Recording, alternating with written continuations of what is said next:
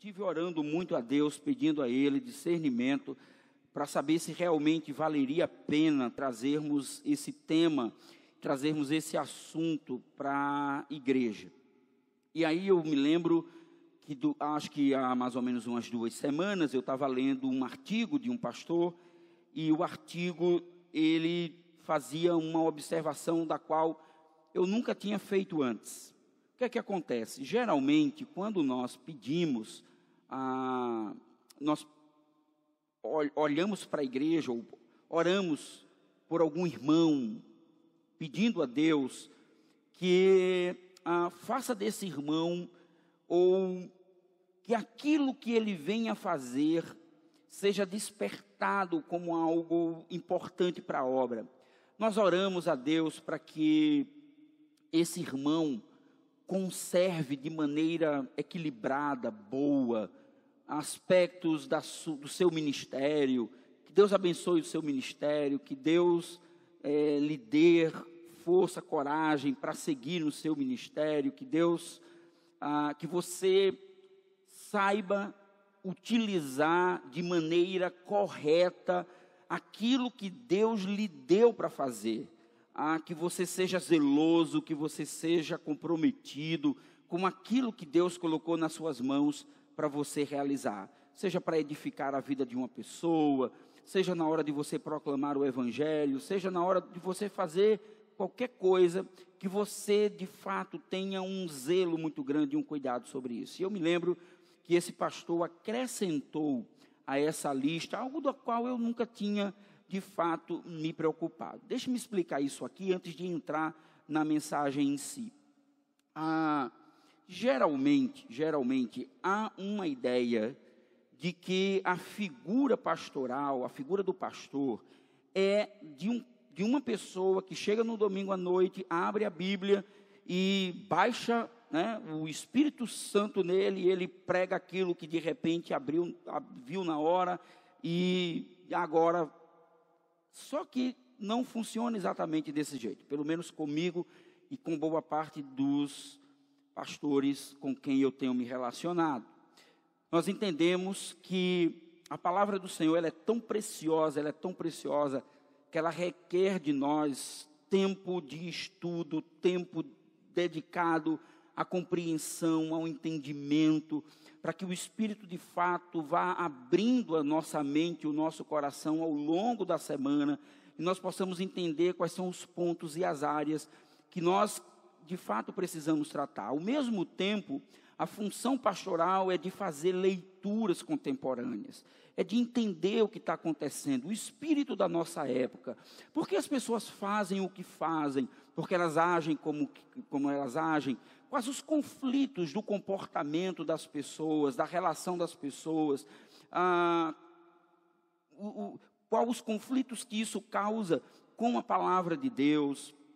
Então veja, a função do pastor não é de estar monitorando a vida das pessoas, não é de estar criando um gueto, um rebanho, para que ele possa manipular a mente das pessoas e o coração das pessoas. Função pastoral, ela não tem nada a ver com isso. Ela tem, claro, a ver com o cuidado das pessoas, de ligar para as pessoas. E eu sou muito ciente das minhas próprias limitações em relação a algumas características que talvez alguns irmãos aguardassem minha como pastor. Mas eu tenho uma convicção muito clara da minha vocação como pastor.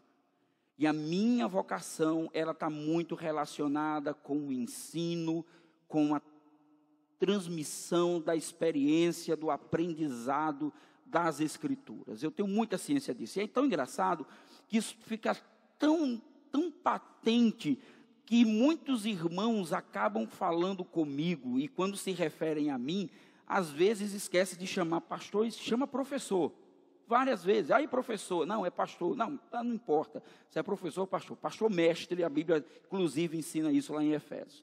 Mas o que eu estou dizendo? Por que eu estou dizendo isso, queridos? Porque quando eu ouvi esse artigo e quando eu vi o pastor colocando entre uma das razões pelas quais nós prestaremos conta um dia a Deus, ele disse assim: você prestará contas a Deus, você prestará contas a Deus pelo tempo de estudo que você teve e você não estudou. Porque eu sei que a gente tem costume de dizer assim, um dia Deus vai perguntar a você, por que foi que você evangelizou por que você teve tempo de evangelizar e não evangelizou? Por que você teve tempo de servir uma pessoa fazendo algo e você não fez? Então eu tenho uma plena consciência de que um dia eu serei cobrado pelo tempo que Deus me dá, de me debruçar na palavra, de estudar a Bíblia, de conhecer as Escrituras. Claro que ter a experiência vivencial do dia a dia, andar com as pessoas, viver com elas, sentir o dilema, as dificuldades delas, mas acima de tudo, a minha vocação como aquele que foi chamado para ensinar as Escrituras. E todo pastor precisa ter essa preocupação de ensinar, de abrir a Bíblia e dizer assim diz o Senhor, e não simplesmente chegar num domingo à noite e dizer o que vem do seu coração. Então, essa é a minha primeira justificativa para tratarmos de um assunto que talvez mexa com algumas concepções e entendimento de vocês. Esse é o primeiro aspecto. Mas o segundo é tentar justificar o fato de querermos, ou o que queremos, com uma série que fala sobre ser surpreendido pelas boas novas. O que é que queremos com isso? Será que nós já não estamos supridos sobre esse tema das boas novas e do Evangelho? A maioria das nossas igrejas já não fazem programas evangelísticos que se propõem a anunciar as boas novas do Evangelho. Nós mesmos somos uma igreja assim. Tenho conversado com Narinha, a gente tem tentado repensar e reestruturar e reavaliar a possibilidade de fazermos, inclusive, um FFC ou alguma coisa que reúna e junte as pessoas até o final desse ano. É um trabalho evangelístico. Ora, se nós já fazemos isso, se nós já cumprimos essa tarefa de anunciar e proclamar o Evangelho de Jesus, por que nós precisamos discutir algo que fale sobre ser surpreendido pelas boas novas? A questão, no entanto, pode ser feita e perguntamos: as boas novas, que é o Evangelho, que anunciamos, são de fato toda a notícia que deveríamos dar às pessoas? Preste atenção. Imagine você compartilhando para alguém o Evangelho.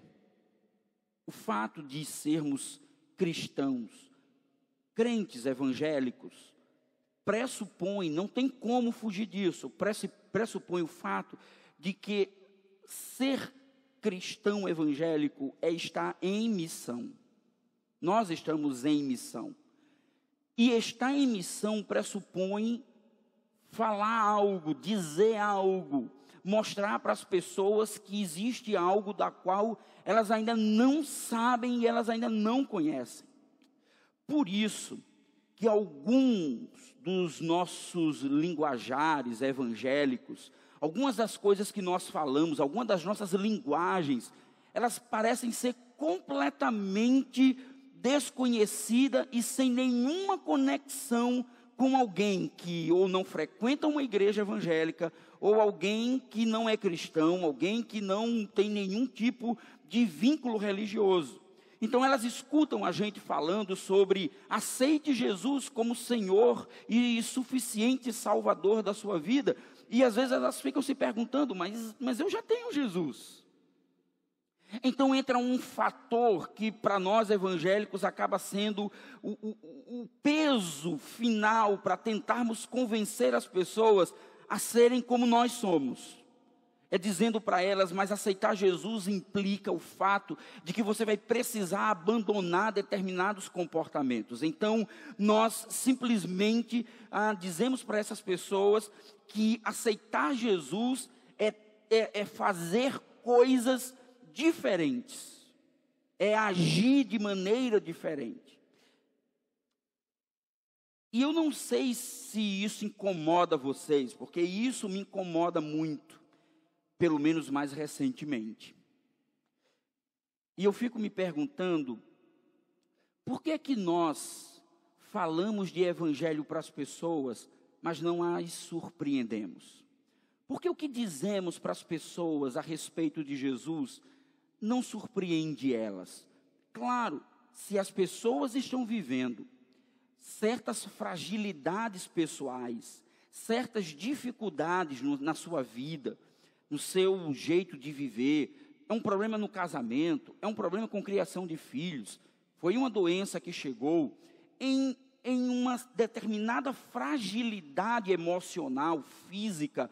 Claro que você chegando, dizendo para elas, olha, Jesus, Ele quer ser o Senhor da sua vida, talvez isso soe como alguma coisa do tipo, você pode ser curado, seu casamento pode ser restaurado, sua vida pode ser mudada. O problema é que nem sempre essa decisão de caminhar com Jesus, ela implica em resultados positivos. Eu tive casos aqui na igreja, muitos dos irmãos são testemunhas, de casais, um casal que tomou uma decisão por Jesus e vieram até aqui à frente e se converteram. E um dia, quando a gente tinha terminado o culto, a irmã me procurou ali fora e disse, pastor, meu marido me largou. Quase que me perguntando assim, mas se eu vim para Jesus, não era para ser o contrário? Não era para manter o casamento? Não era para o casamento estar sustentado? São essas expectativas que nós precisamos reavaliar e repensar, para que possamos dizer para as pessoas exatamente qual é a boa notícia que foi dada um dia e que vai causar um impacto tremendo nas nossas vidas. Porque fazer falsas promessas não tem nada a ver com o Evangelho de Jesus. Dizer para as pessoas que elas vão obter determinadas coisas, em razão delas serem crentes, possa ser que nós estejamos contando apenas uma parte da história, e muitas vezes essa parte da história, ela não funciona exatamente como deveria ser. O que é uma boa notícia? Ou o que uma boa notícia seria capaz de fazer com uma pessoa e com um povo? Imagine você recebendo uma boa notícia. O que isso seria capaz de fazer na sua vida? Quando Jesus falava de trazer uma boa notícia e ordenava seus seguidores a fazer o mesmo, o que ele estava querendo dizer com isso? O que ele dizia quando ensinava e quando estimulava e animava e ordenava os seus seguidores a anunciar o Evangelho? Vejam, a minha intenção, ela não é de trazer confusão para a sua mente, mas de mostrar que o que chamamos de pregar o Evangelho pode estar meio que desconectado do contexto e sentido real da palavra do Senhor. O N.T. Wright, que é um autor do qual nós vamos estar nos utilizando muito durante esses próximos dias, ele escreveu um livro chamado Simplesmente Boas Novas. Ele diz que a maioria dos cristãos pressupõe que já entendem o Evangelho por ser tão familiar, por de alguma forma fazer parte da raiz da sua vida, de construírem sua experiência de fé com essa ideia de que Evangelho é fazer determinadas coisas. Eles pressupõem que já sabem o que significa o ser evangélico, ou já pressupõem o que é o Evangelho.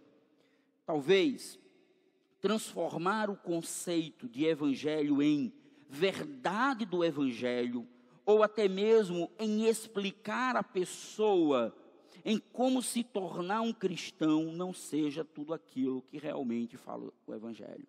nós aprendemos algumas nomenclaturas, tipo verdade do Evangelho. A verdade do Evangelho, mas o que é a verdade do Evangelho? Ou dizemos para as pessoas que, na verdade, o Evangelho é se tornar um cristão. Mas o que é que compõe tudo isso? Como é que essas coisas, elas funcionam? Às vezes, está tão automático que nós nem sequer paramos para pensar. Aliás, nós não gostamos muito de nada que force a nossa mente e que nos obrigue a pensar um pouco mais. Nós gostamos dos status quo, nós gostamos das coisas como estão, mexer com estruturas, mexer com ideias, mexer com algumas coisas que consideramos fundamentais. Isso gera em nós um certo desconforto, nós não gostamos disso. Ora, antes de avançarmos no texto bíblico, me permita trazer alguns conceitos que envolvem uma boa notícia. E deixa eu fazer isso contando uma história. Eu quero contar duas histórias, uma minha, pessoal, e outra tem a ver com a própria história da humanidade. Em 98, Micheline me traz uma notícia de que estava grávida. E eu tinha 24 anos de idade na época, e eu fiquei muito animado, muito feliz, 23 para 24 anos, e eu fiquei muito feliz e muito animado, seria pai. E nós, naquela época, eu muito novo, Micheline também, a gente sem muita estrutura e sem muito conhecimento teórico, ou mesmo algum tipo de acompanhamento ou informação, a situação sempre foi muito difícil naquela época. Então, fomos experimentando dia após dia essa experiência da gravidez, de estarmos grávidos, de estarmos aguardando o nosso primeiro filho. E a gente sabia que a chegada de Micael iria causar uma mudança muito drástica na nossa vida. Na verdade, todo o contexto anterior ao nascimento dele já gerou no nosso coração uma sensação de desproteção, de incerteza e de insegurança. Porque quando Micheline está grávida, minha mãe resolve fazer uma viagem e nós fomos morar com a avó de Micheline, numa casa onde o nosso limite era apenas um quarto, e Micheline grávida ali naquela situação. Eu tinha perdido o emprego, o trabalho, meu primeiro trabalho de fato, que foi o trabalho que me levou a casar, né? Casei com 20 anos, então a primeira coisa que eu fiz quando eu consegui um emprego foi casar. E aí então, sem emprego, sem casa, e aí a avó de Micheline chegou e disse: estou indo para Currais Novos, vocês vão precisar se virar. E eu me lembro que naquele momento nós agora não tínhamos casa, não tinha emprego, e estávamos numa situação muito complicada. Micheline grávida, também sem trabalhar. E a gravidez foi uma situação muito difícil. Eu sempre fui uma pessoa muito tranquila, então confesso que isso não era o tipo de coisa que me fazia perder sono. Aliás, são poucas as coisas que me fazem perder sono. Mas a gente ficava pensando, o que é que vai acontecer? Então, me lembro que uma vez nós fomos para um culto, numa tarde na igreja, chamada Culto da Hora Nona, era um culto às 15 horas que existia na igreja, lá nas quintas, Igreja Batista Cristã, e nós fomos para esse culto, e nesse dia, nesse momento, eu me lembro que eu pedi oração e contei a história, e na mesma hora, um irmão chegou para mim e disse: Renildo, eu trabalho num hospital, e esse hospital está precisando de pessoas que trabalhem com computadores. Você vai precisar aprender rapidamente mexer em computador. Se você quiser, esse emprego é seu, a vaga é sua, e a gente consegue. Você vai ter que fazer a parte de abastecimento de medicamento dentro dos postos no hospital, na época, hospital médico cirúrgico. E aí, então, eu tive que correr. Ainda me lembro indo para a casa do Cláudio, mexendo no Windows 95, não sabia nem como é que funcionava aquilo tudo, e eu lá tentando organizar as coisas, aprender a mexer em computador. E na mesma tarde, uma irmã que é muito preciosa para a gente, Sandra, ela chegou e disse: eu tenho uma casinha nos fundos da minha casa, na Zona Norte. Se vocês quiserem, vocês podem ir para esta casa. A única coisa que vocês fazem é só ajudar com a conta de água. Acho que foi isso. Numa tarde, Deus resolveu o problema do trabalho e resolveu o problema da casa. E nós já estávamos mais animados, mais felizes, mais, com uma perspectiva melhor. E Micheline, então, partiu no início de janeiro, partiu para Currais Novos para ter neném lá, porque era mais fácil para ela em relação à questão da família, a família toda próxima, ficava melhor de ter bebê lá. E Micheline partiu para Currais Novos, e eu me lembro, queridos, que quando Micheline chegou, ela tinha feito uma ultra e não tinha visto ainda o sexo do bebê, então, logo em seguida, ela fez novamente essa ultra, lá em Currais Novos, e descobriu aos 8 meses, que o que nós estávamos aguardando era um menino. E ela deixou muito claro, ele só vai nascer em fevereiro, porque eu estou com 8 meses. E aí ficou tudo tranquilo, tudo na paz. E eu ia trabalhar, e aí, mais ou menos 2 dias depois, que ela me dá a notícia, dizendo que era para comprar cueca, ao invés de calcinha, porque era menino, o telefone toca. E o telefone toca e é o meu concunhado, João Batista, dizendo: Renildo, venha embora para Currais Novos, que Micheline já entrou vai ter bebê, já está próxima, já está no hospital, inclusive. E aí, na hora, você não raciocina. Para mim, estava tudo certo, tudo normal. E eu me lembro que eu liguei para o meu avô em Palmares, Pernambuco, e eu disse, eu fui o primeiro neto do meu avô, e eu disse para ele, chamava Papai Arthur, liguei para ele e disse: Papai Arthur, quero lhe dar uma boa notícia. O senhor vai ser bisavô. Seu primeiro bisneto nasceu. E eu liguei para ele, peguei um ônibus, fui para Currais Novos, e a viagem era aquela viagem tensa, mas em nenhum momento me passou qualquer ideia de algum problema. Quando nós chegamos no hospital, quando cheguei em Currais Novos, desci na rodoviária e cheguei na casa da mãe de Micheline, a sensação eu sinto até hoje. Até hoje eu sinto. Quando eu entro na casa, aquelas pessoas caladas, silenciosas, com cara de choro, e eu sem entender nada, porque ninguém tinha me contado. E eu me lembro que me procuraram e disseram para mim: olha, Micheline, o bebê está bem, o bebê está ótimo, ele nasceu, está seguro, mas Micheline não há certeza de que ela vai sobreviver, porque ela teve eclâmpsia e ela precisa ser imediatamente transferida para Natal, porque não tem plaquetas, ela está com uma hemorragia ininterrupta e ela precisa fazer reposição de plaquetas e não tem plaquetas no hospital de Currais Novos. Ela precisa ir para Natal. E aí eu me lembro que naquela hora me bateu um desespero, 24 anos, sem muita perspectiva, e bateu um desespero, uma incerteza, uma insegurança, e eu disse: vou ficar só com o menino nos braços.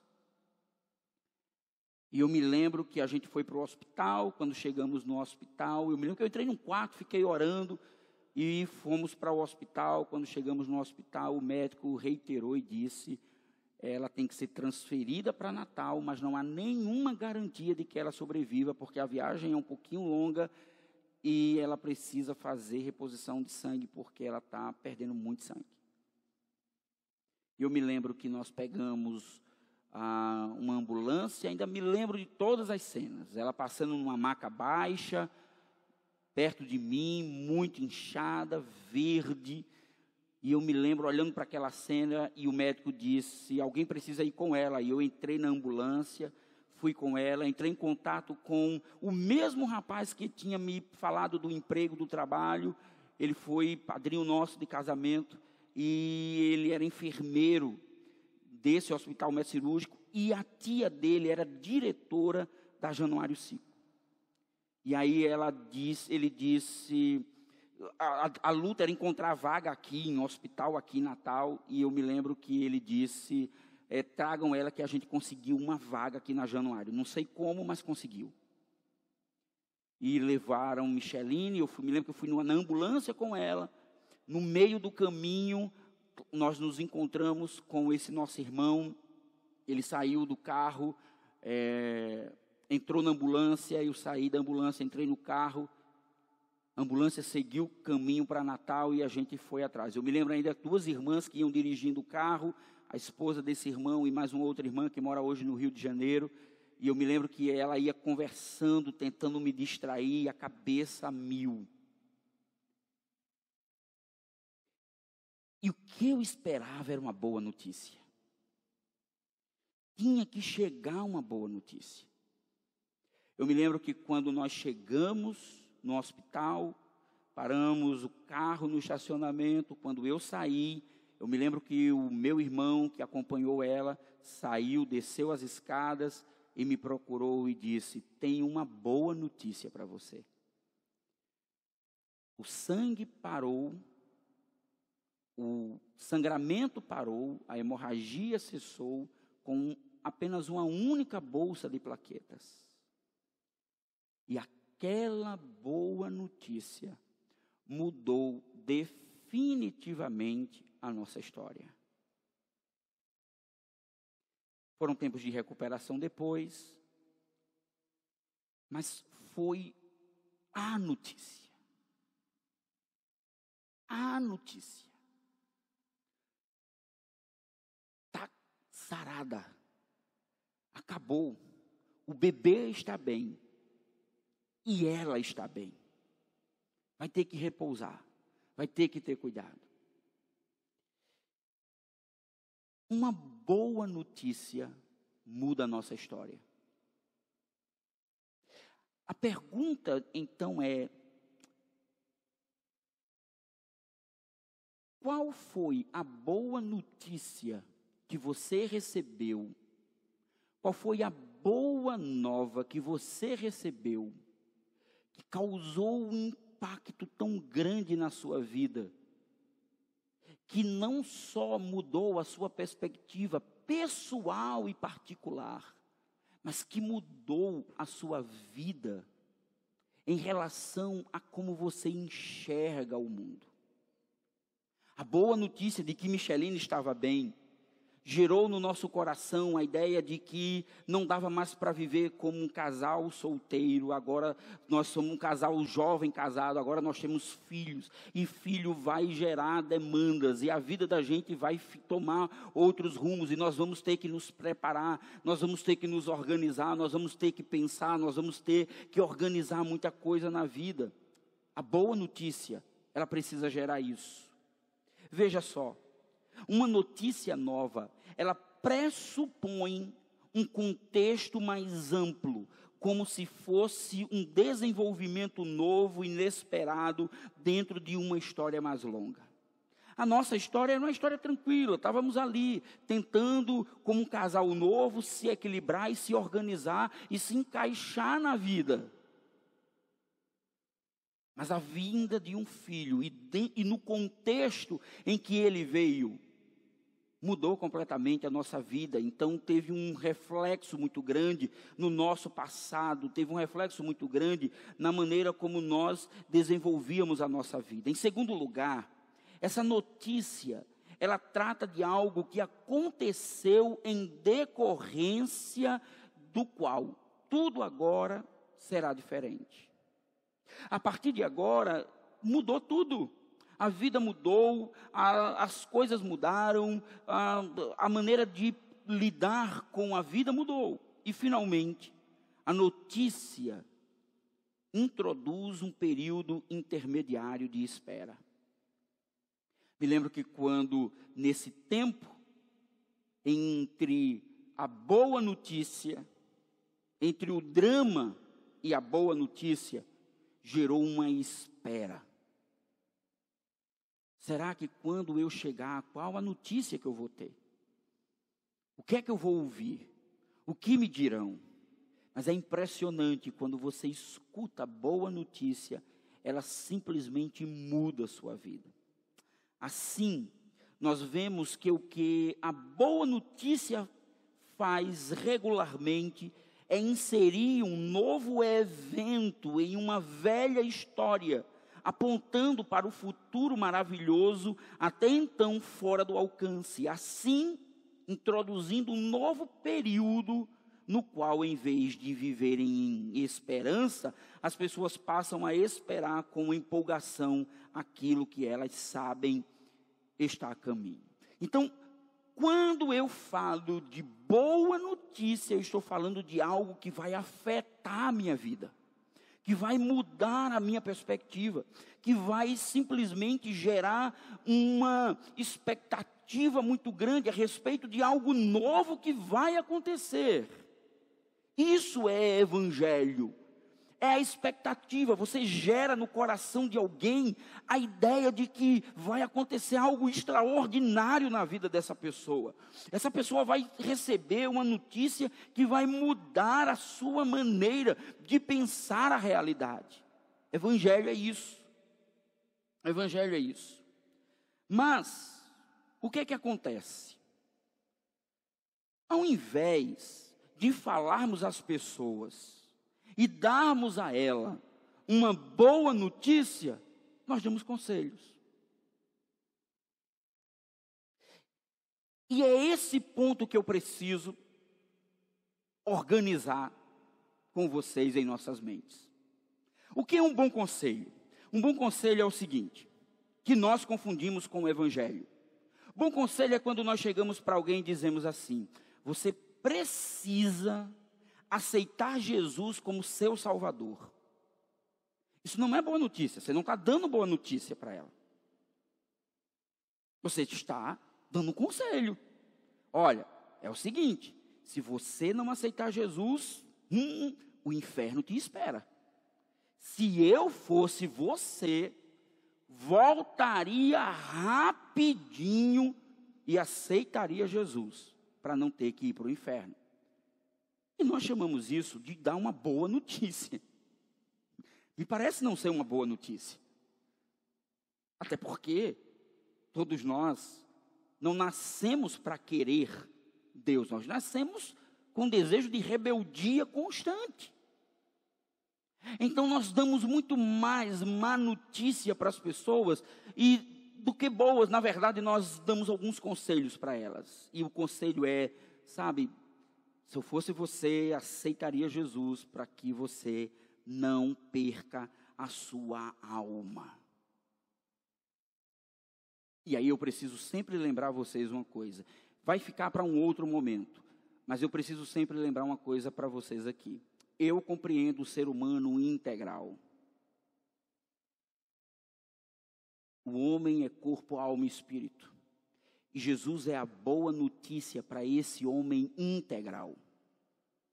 Mas uma história eu gostaria de contar para vocês, mas agora trazendo ela para dentro de um contexto mais próprio, mais real, da realidade do próprio Jesus e do seu tempo.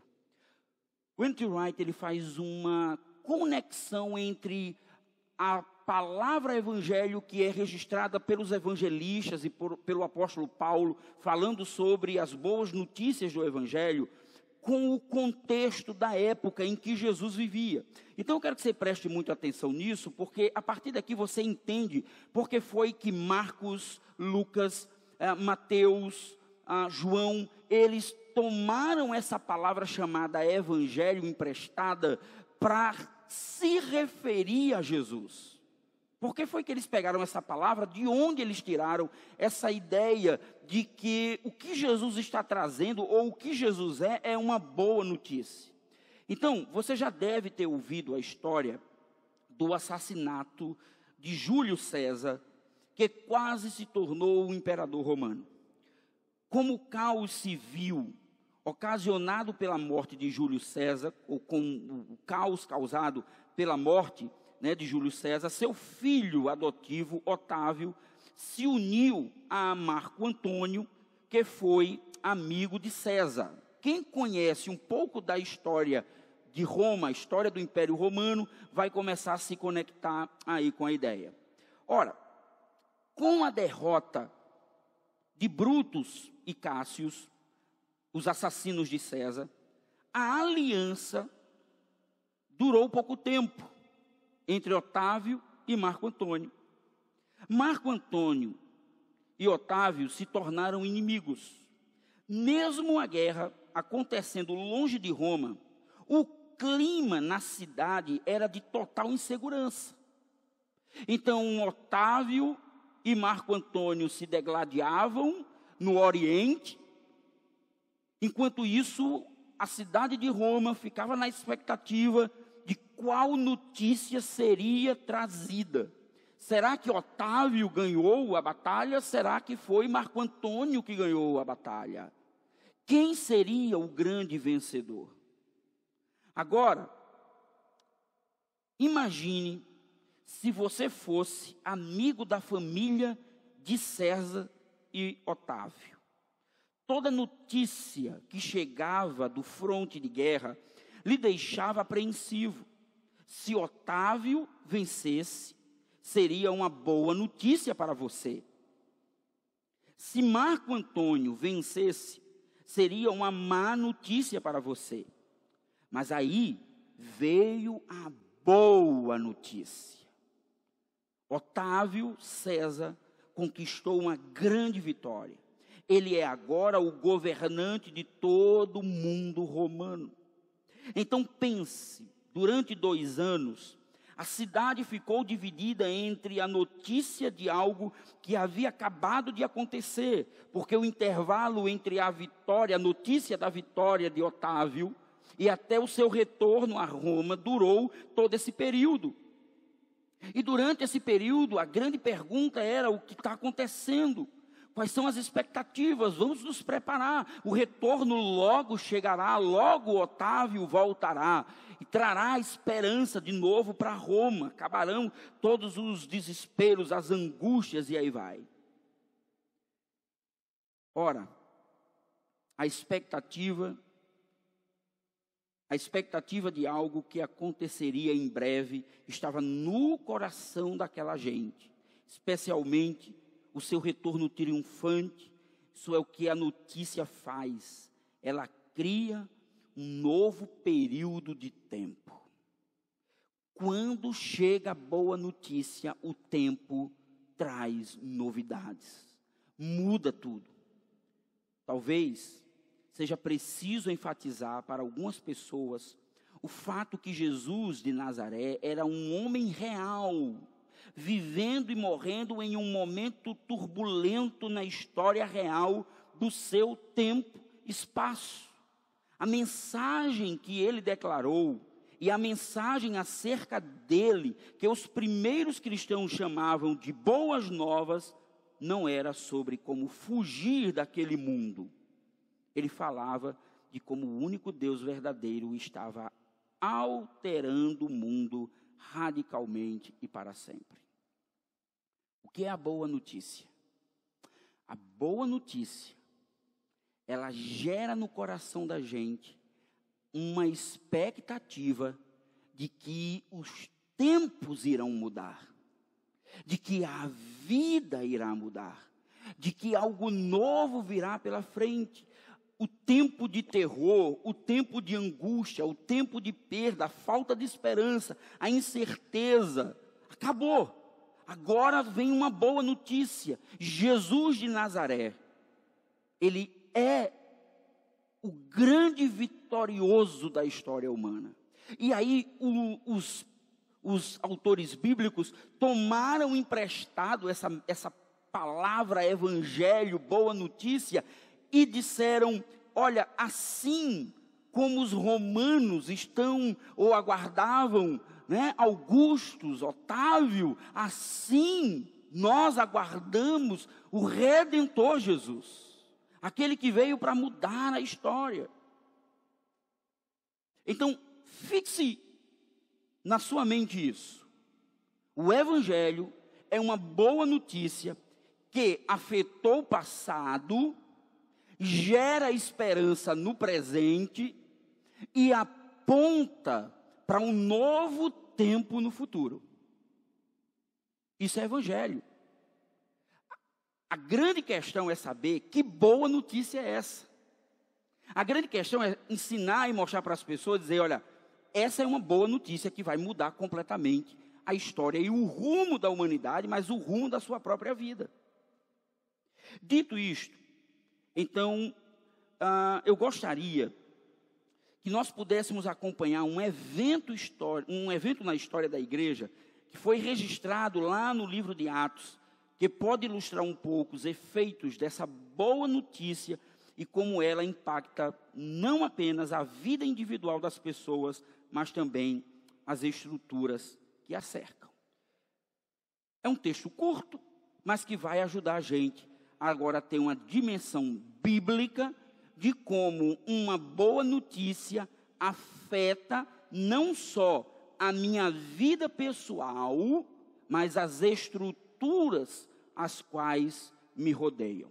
Atos, capítulo 16. Abra sua Bíblia se puder, ou se não, você acompanha aqui juntamente conosco. Atos, capítulo 16, a partir do verso 16, ele diz o seguinte.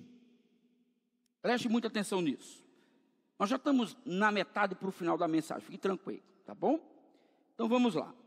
Certo dia, indo nós para o lugar de oração, encontramos uma escrava que tinha um espírito pelo qual predizia o futuro.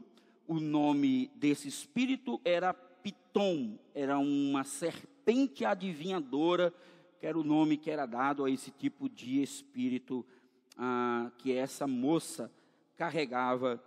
Portanto, ela ganhava muito dinheiro para os seus senhores com adivinhações. Essa moça seguia a Paulo e a nós, gritando, estes homens são servos do Deus Altíssimos e lhes anunciam o caminho da salvação. Ela continuou fazendo isso por muitos dias. Finalmente, Paulo ficou indignado, voltou-se e disse ao Espírito, em nome de Jesus Cristo, eu lhe ordeno que saia dela. No mesmo instante, o Espírito a deixou, percebendo que sua esperança de lucro tinha se acabado. Os donos da escrava agarraram a Paulo e Silas e os arrastaram para a praça principal diante das autoridades. E levando-os aos magistrados, disseram, estes homens são judeus e estão perturbando a nossa cidade, propagando costumes que a nós romanos não é permitido aceitar nem praticar. A multidão ajuntou-se contra Paulo e Silas e os magistrados ordenaram que se lhes tirassem as roupas e fossem açoitados. Depois de serem severamente açoitados, foram lançados na prisão. Diz que o carcereiro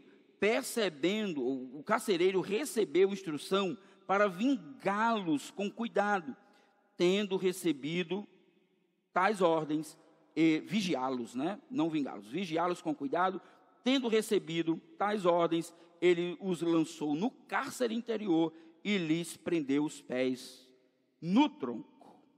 Vamos lá, a história é longa, ela conta a história de Paulo em Filipos, o nascimento da igreja em Filipos. Por sinal, essa provavelmente deve ser uma próxima série que nós vamos trabalhar.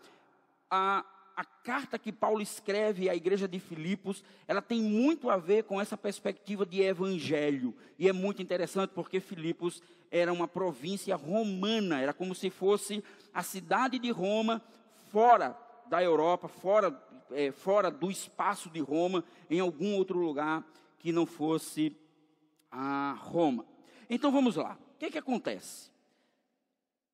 Uma mulher a serviço da exploração comercial. Esse é o contexto. Uma mulher que é escrava, e parece que não era escrava apenas de um único homem, era escrava de um grupo de pessoas que de alguma maneira, por meio da adivinhação do espírito que a possuía, ela sim adivinhava e isso servia de fonte de lucro para essas pessoas. Era uma mulher não só escrava de um homem, mas escrava de um jogo de lucro para os seus senhores e para a própria cidade. Então, o que é que nós temos aqui?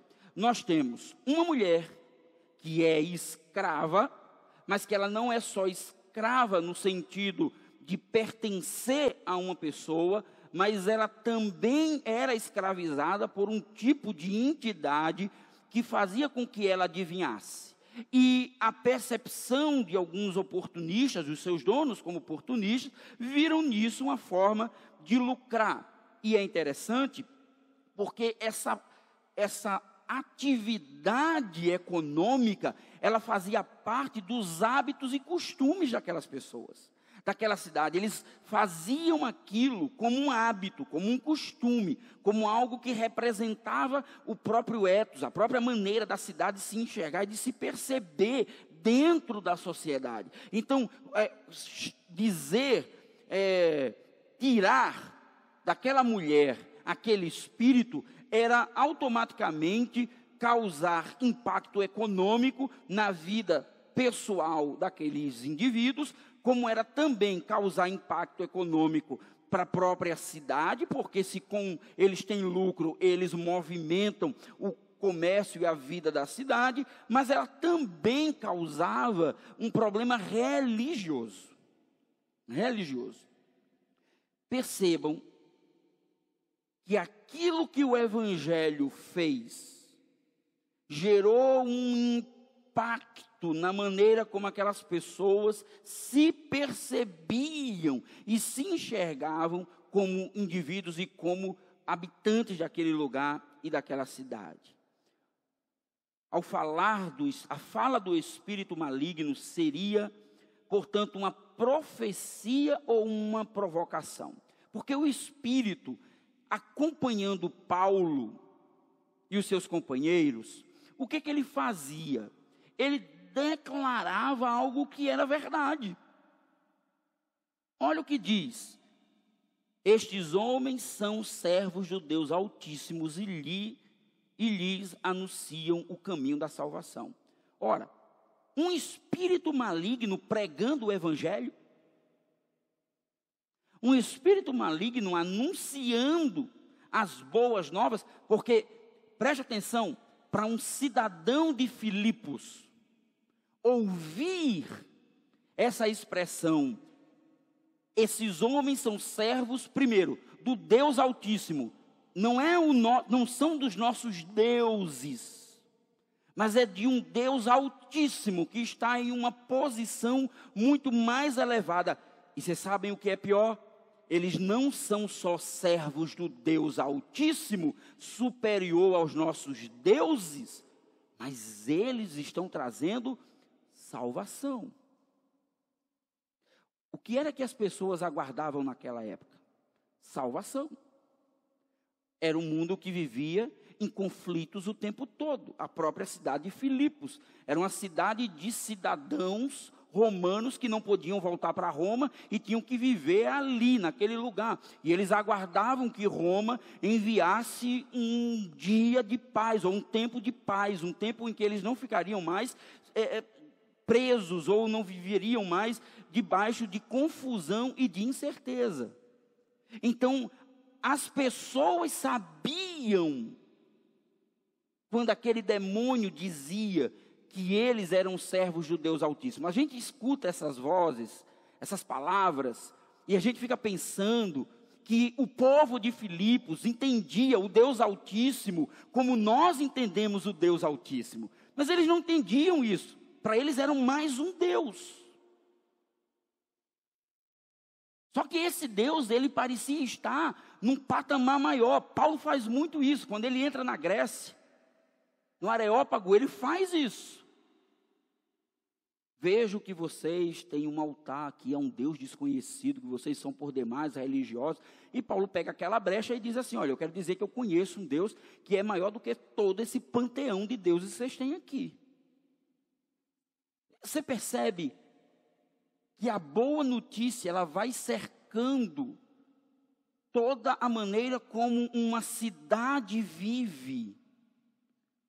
O problema é que o que esse demônio faz, o que esse espírito faz, ou é provocar uma situação difícil de Paulo com uma comunidade, ou ela simplesmente está dizendo a verdade. Está dizendo que é isso mesmo. Ou será que não seria uma ameaça, tentando expor os enviados de Deus? O fato é que Paulo fica tão indignado, que ele olha para o Espírito, e ele expulsa o Espírito no nome de Jesus Cristo. Uma vez que o demônio é expulso, surgem os problemas. O Evangelho, a boa notícia, transtorna, perturba e constrange.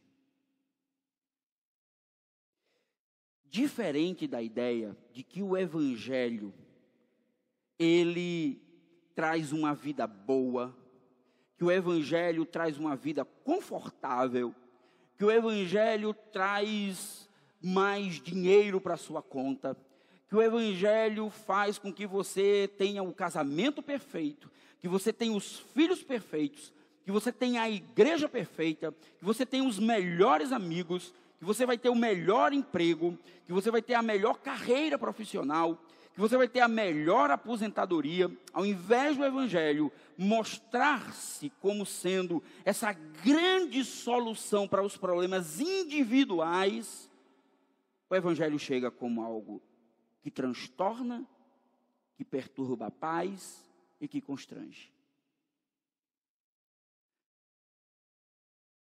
O Evangelho que vocês pregam para as pessoas constrange?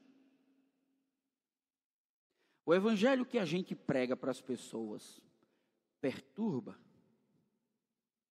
O Evangelho que a gente prega para as pessoas gera confusão? Gera mal entendimento? Porque se ele não promove esse tipo de situação, ele é um conselho. Ele é um conselho para melhorar, sair de uma condição de vida para uma outra condição de vida. E o Evangelho não é um convite. O Evangelho é a certeza de que o passado sem esperança para a humanidade recebeu uma boa notícia de que o Rei Jesus pôs os pés neste planeta e reivindicou o seu reino. E me parece que a maioria de nós cristãos não acredita nisso. A sensação que eu tenho é que para resolver esse problema da falta da nossa crença do Jesus governo rei em exercício, transferimos isso para o céu. Já que a gente não tem certeza de que Jesus realmente é o rei em exercício, que ele é o Senhor sobre todos os governos do planeta Terra, então o que é que a gente fez? Vamos esperar o céu. Porque aí sim, no céu é espiritual, é sobrenatural. Então lá será tudo diferente, aí vai governar. E a terra? Deus já largou a terra, Deus já abandonou tudo isso. Deus não quer nada com isso aqui. O problema é que não é isso que a Bíblia fala. O problema é que a Bíblia não trata as coisas dessa forma. Com a ausência de sua fonte de lucro, a mensagem do Evangelho causa sérios prejuízos à forma de lucrar daquelas pessoas. Qual é o problema do Evangelho?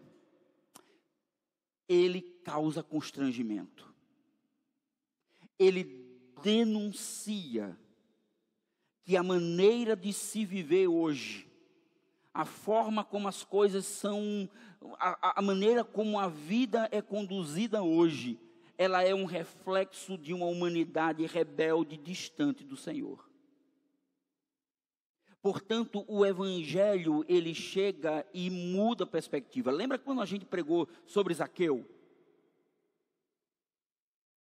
O evangelho foi uma boa notícia tão poderosa na vida de Zaqueu, que ele olhou para Jesus e olhou para as pessoas que estavam ao seu redor e disse: hoje, agora, eu vou restituir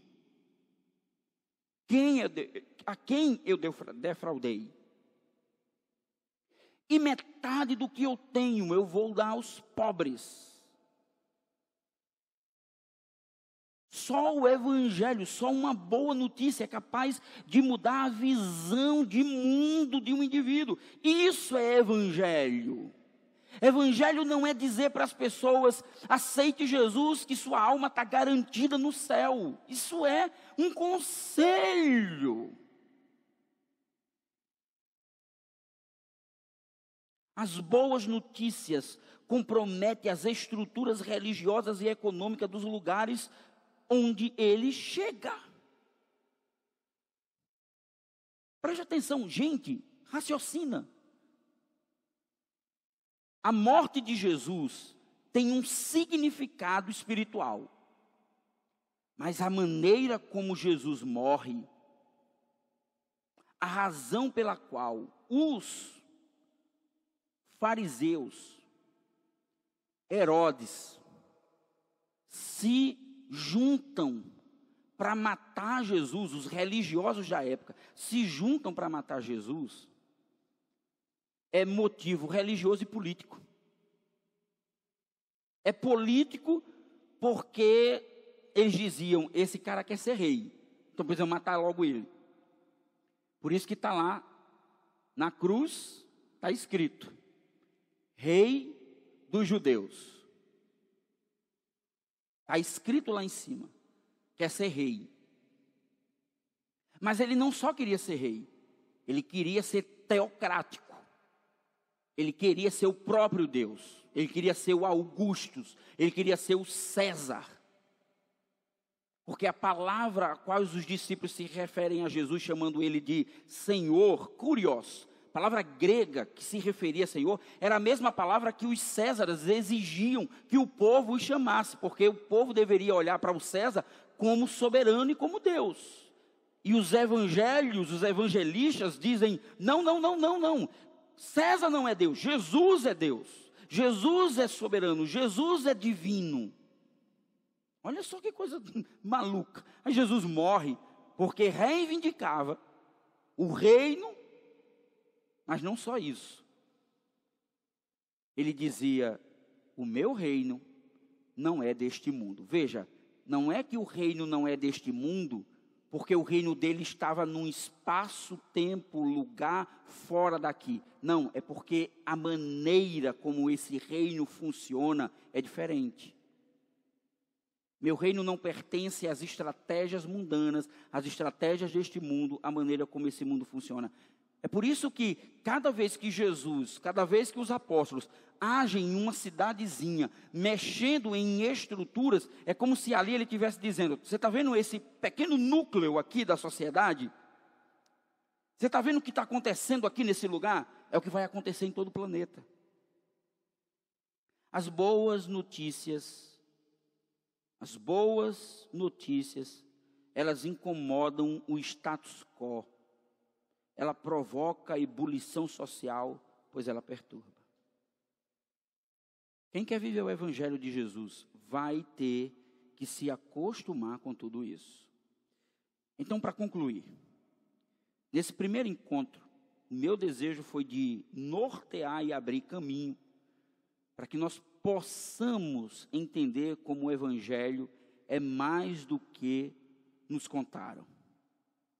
Nossa tarefa não é dar conselhos, mas apresentar uma notícia que fará os céus e a terra estremecerem na vida das pessoas. Nós vimos que a verdadeira boa nova tem o poder de mudar vidas e estruturas, mas sempre será uma loucura para os que a rejeitam. Então, prepare-se, pois você é portador da maior notícia que já se pode ouvir, ou que já se pôde ouvir na história. E essa boa notícia mudou o passado, afeta o presente, transformará o futuro. E todos nós daremos às pessoas a notícia mais extraordinária que você possa imaginar. No próximo domingo nós continuamos essa saga e esse processo de entender que boa notícia é essa. E como essa boa notícia, ela agiu no passado, ela gera expectativa no presente e ela aponta para um futuro. O que em Jesus faz com que se torne uma boa notícia? Deixa eu dizer uma coisa para vocês, que pode servir como uma esperança. Chegue para qualquer pessoa que não seja cristã, qualquer pessoa, alguém que não seja cristã, que não frequente uma igreja, que não tenha nenhum conhecimento e nenhuma experiência de vida cristã, que frequenta igreja e vai. Para um amigo do trabalho seu, da escola, para um parente seu que não gosta muito de igreja, que não gosta muito de crente. Chegue para ele e pergunte assim: fulano, você acha que o mundo está bem? Você acha que o mundo está legal? As coisas no mundo estão boas? Pergunta. Provavelmente ele vai dizer: tem alguma coisa estranha. As coisas não estão bem. O mundo não está bem. Não está legal. As coisas no mundo não estão bem. Beleza. Pergunte depois então para ele: se você tivesse uma resposta para o caos que está o mundo hoje, o problema da humanidade hoje, qual seria a sua sugestão? O que para você seria, finalmente, uma solução para o problema da humanidade? Alguns vão dar suas respostas. Outros vão ficar em dúvidas. Mas a questão é: onde entra você com uma boa notícia? O que você vai dizer para essa pessoa que olha para o mundo e vê que está tudo errado com ele? Vou só lhe dar uma dica. Dizer para essa pessoa simplesmente que Jesus é a solução não vai ajudar muito. Você vai precisar cavar mais. Você vai precisar entender como o que Jesus fez, o que Ele é, afetou o passado, gera esperança no futuro, gera esperança no presente e transformará o futuro. Se não, irmãos, nós seremos pouco produtivos. Transformaremos o Evangelho em uma espécie de notícia pessoal e particular. E o Evangelho não é sobre você. O Evangelho é sobre o que Jesus fez para restabelecer a ordem no mundo caído, sem Deus. O Evangelho não é sobre se você vai ganhar um emprego bom ou uma promoção boa amanhã. O Evangelho não é sobre se você vai restaurar o seu casamento amanhã ou depois, ou se os seus filhos terão um bom futuro profissional. O Evangelho não é sobre essas coisas. Ele afeta essas coisas, mas ele não é sobre isso. O Evangelho é algo que vai mudar a maneira como nós enxergamos a vida e a realidade, porque vai gerar esperança no nosso coração. Vamos orar e pedir a Deus que ilumine nossas mentes e os nossos corações, que nos ajude a entender qual o nosso lugar em todo esse processo de mudança e de restauração. Vamos fazer isso? Curve sua cabeça e ore comigo nesse instante. Senhor,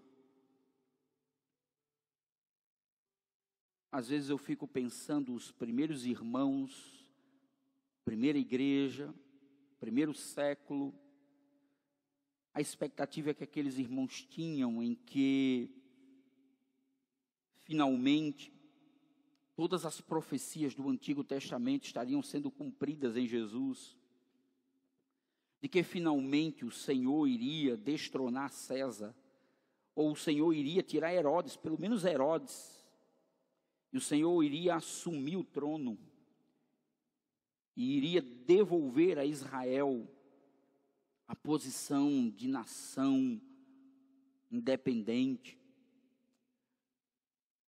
Mas ao longo do tempo eles foram percebendo que tinha alguma coisa estranha na mensagem de Jesus. E o pior de todas elas foi quando, depois de 3 anos, após todas as promessas de conquistas, de novo caminho, de uma nova realidade, Jesus falou muito parecido com o que o profeta Isaías falava. Jesus apontou muito para um mundo de paz, um mundo de tranquilidade. Quando eles perceberam e notaram que tinha alguma coisa estranha nessa mensagem, e que aquele que se dizia ser o Filho de Deus estava sendo conduzido para uma cruz, toda vergonha seria exposta à humanidade. Depois que Jesus morre naquela cruz, toda a esperança de um novo tempo acabou. Nem mesmo Jesus ressurreto, andando com eles, gerava no coração deles algum tipo de expectativa nova. Eles estavam arrasados. Senhor, às vezes, o que nós carregamos conosco como evangelho, às vezes é só a notícia de um Jesus que foi crucificado, e muitas vezes o Jesus ressurreto o lançamos para o céu e tiramos ele da nossa realidade, da nossa vida. É como um rei que não está em exercício, mas que está esperando o fogo consumir o planeta para que finalmente ele possa assim reinar livremente. Mas isso não é o que fala a Bíblia. A Bíblia fala de que a natureza aguarda ansiosamente a revelação dos filhos de Deus. Então, começamos esse processo de entender o que na verdade Jesus fez, que foi tão significante, tão revelador, tão extraordinário, que é uma notícia que não pode ser escondida. Então, nos ajuda nesse processo e nessa caminhada. Possamos aprender mais de Ti, conhecer mais do Senhor, ter um coração mais voltado para entender a Tua palavra e termos um coração aberto. Senhor, uma vez que a boa notícia chega, ela de fato afeta a nossa vida. Inclusive, o Evangelho, que é a notícia mais extraordinária do mundo, ela vai afetar aspectos particulares e pessoais de nossas vidas. E é por isso que nós continuamos proclamando o Teu reino. E fazemos isso debaixo da graça, da misericórdia e da proteção do nosso Deus. E oramos assim, Senhor, em nome de Jesus. Amém e amém. Essa semana, leia os evangelhos, procure conhecer mais, se aprofunde, leia a sua Bíblia, procure conhecer mais sobre o Senhor e sobre a sua palavra. Deus lhe deu uma semana muito rica da sua graça, muito rica do conhecimento pleno do Senhor. Foi o que Pedro pediu. Segundo Pedro, ele diz: Senhor, nos enche do pleno conhecimento do Senhor. Então, que que assim sejamos preenchidos desse pleno conhecimento. Deus te abençoe, em nome de Jesus, uma semana abençoada para você.